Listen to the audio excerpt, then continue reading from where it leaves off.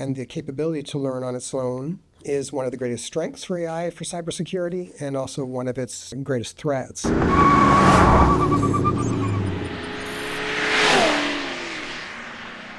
GAN, which is a Generative Adversarial Network, is two components that help each other to learn and to adapt.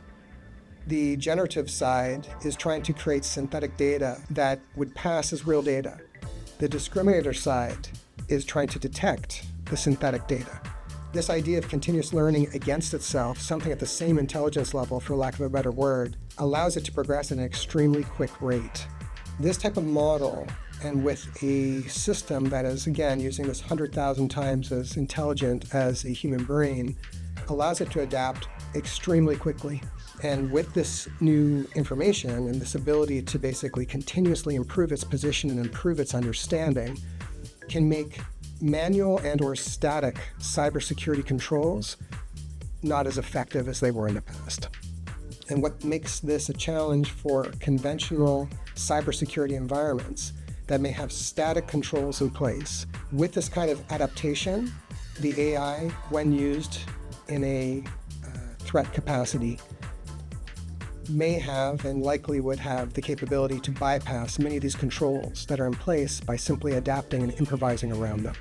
So with any technology is only as helpful or as harmful as it is being used. I'll touch more on that in regards to some of the potential challenges with AI. From a helpful standpoint, again, the ability to sift through massive amounts of data. I use the example of being able to take our logging and alerting, and these days, because the newest systems for CM and other log management solutions can literally log and create alerts for anything that you could possibly want, this creates a great deal of data to go through for a human being. So with AI, you would be able to sift through this enormous amount of data and be able to take the important pieces, from those logs, from those alerts, and action them towards the proper teams that would need them. So that's a great example of taking the computational power of AI and being able to utilize that in our more well-known day-to-day log management and alert management capacities within cyber and IT. Obviously, the behavioral analytics, being able to detect anomalies within the environment, learning the environment. Like before, with some of the previous technology that has been available, we always talked about baselining and learning the environment. With AI, this is true learning of the environment and adapting to what types of traffic are coming in and coming out of the infrastructure. So with AI and with, again, a properly tuned AI, it can detect from the baseline changes in the environment.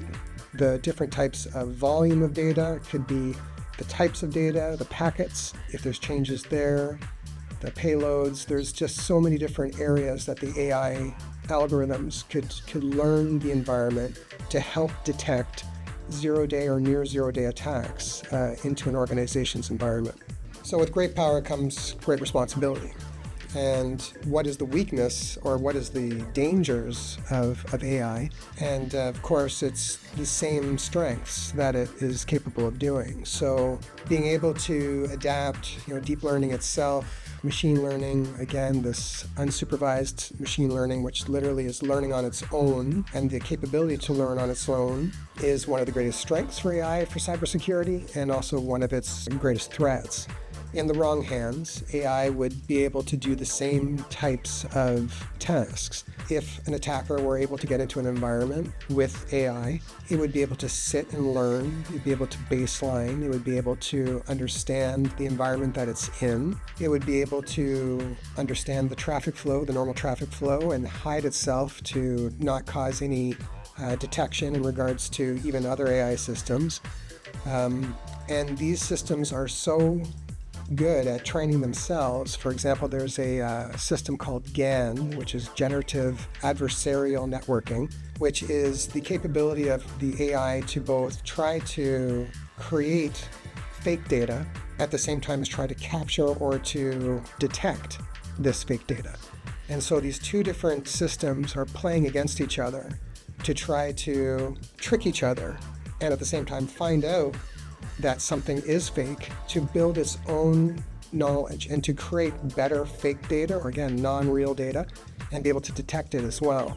And that's what it does. Like, the type of learning that these AI systems utilize is very, very powerful. And on top of that, of course, is the very power of AI itself. Because AI, some of the constructs that are out there today, using Google Bard as an example, I believe they state that Google Bard is about 100,000 times as intelligent as a human brain.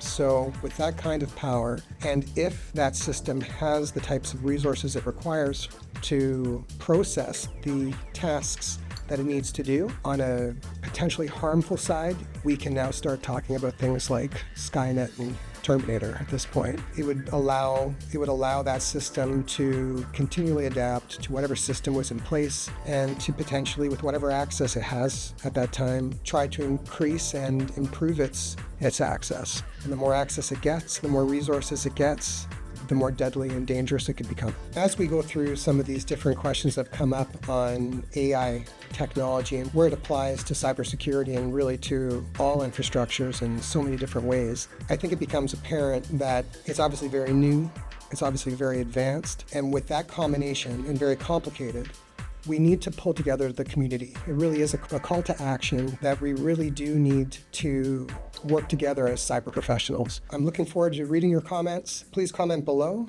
and let's keep this discussion going. That'll probably scare a couple people.